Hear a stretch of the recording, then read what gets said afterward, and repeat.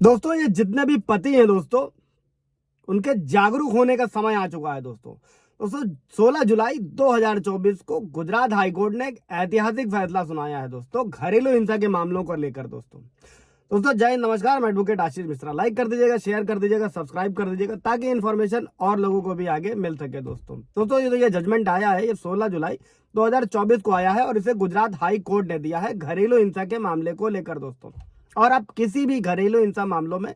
गुप्त रूप से जो भी रिकॉर्डिंग की जाएगी दोस्तों, या जो की गई है इस केस में, वो बातचीत सबूत के तौर पर स्वीकार्य हो सकती है दोस्तों, भले ही इसमें जो शामिल व्यक्ति हैं उनकी जानकारी के बिना ही ये वीडियो रिकॉर्ड किया गया हो दोस्तों। और हाई कोर्ट द्वारा दिया गया जो फैसला है दोस्तों, इसमें एक महिला ने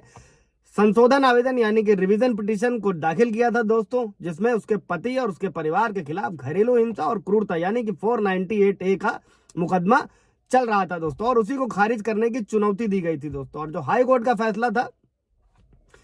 और इस मामले में दोस्तों हाई कोर्ट ने यह कहा था कि पारिवारिक मामलों में जो घरेलू हिंसा अधिनियम के तहत ये जो साक्ष्य दिया गया है कोर्ट में, ये एक्सेप्टेबल है दोस्तों। अभी केस को समझिएगा दोस्तों कि दोनों पक्षों की दलीलें क्या थी दोस्तों। सबसे पहले याचिकाकर्ता जो एक पत्नी है दोस्तों, उसने अपने पति और ससुराल वालों के साथ जो बातचीत हो रही थी उसको रिकॉर्ड किया था, और ये तर्क दिया था कि जो ये रिकॉर्डिंग है ये घरेलू हिंसा अधिनियम के तहत क्रूरता के जो उसके दावे हैं उनको साबित करने के लिए इंपॉर्टेंट है, महत्वपूर्ण है दोस्तों। और चूंकि इसमें लोअर कोर्ट ने आपत्ति भी जताई दोस्तों, लेकिन उसने इन रिकॉर्ड को जो रिकॉर्डिंग की थी उसको साक्ष्य के रूप में शामिल करने की मांग करी थी दोस्तों पत्नी ने, और जिसका समर्थन भारतीय साक्ष्य अधिनियम की धारा 65B के तहत एक प्रमाण पत्र द्वारा जारी किया गया था दोस्तों। ये था कानूनी तरीका बीवी ने कैसे कोर्ट में लगाया था दोस्तों।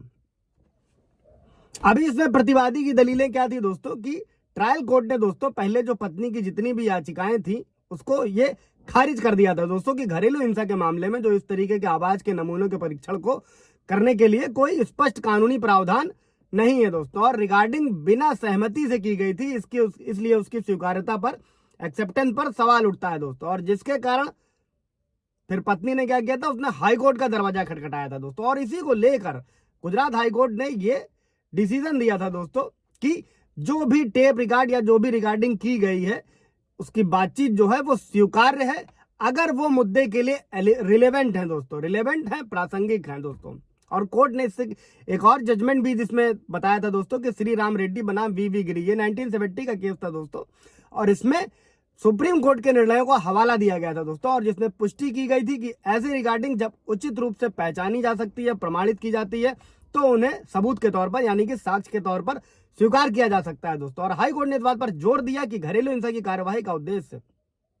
महिलाओं के अधिकारों की रक्षा करना है और आगे की हिंसा को रोकना है दोस्तों। और इसी को लेकर जो लास्ट डिसीजन आया था दोस्तों, हाई कोर्ट ने मजिस्ट्रेट और जो सत्र न्यायालय के आदेश थे उनको रद्द कर दिया था, और याचिकाकर्ता यानी कि पत्नी की याचिका को स्वीकार किया, और कोर्ट ने माना कि याचिकाकर्ता यानी कि पत्नी द्वारा जो सीडी दी गई है, जो रिकॉर्ड दी गए हैं, वो एक्सेप्टेबल हैं दोस्तों, और जो फोरेंसिक विशेषज्ञ हैं उनके भी सत्यापन इनमें किए जा सकते हैं, इसको सहायता करेगा दोस्तों। तो ये सभी पतियों के लिए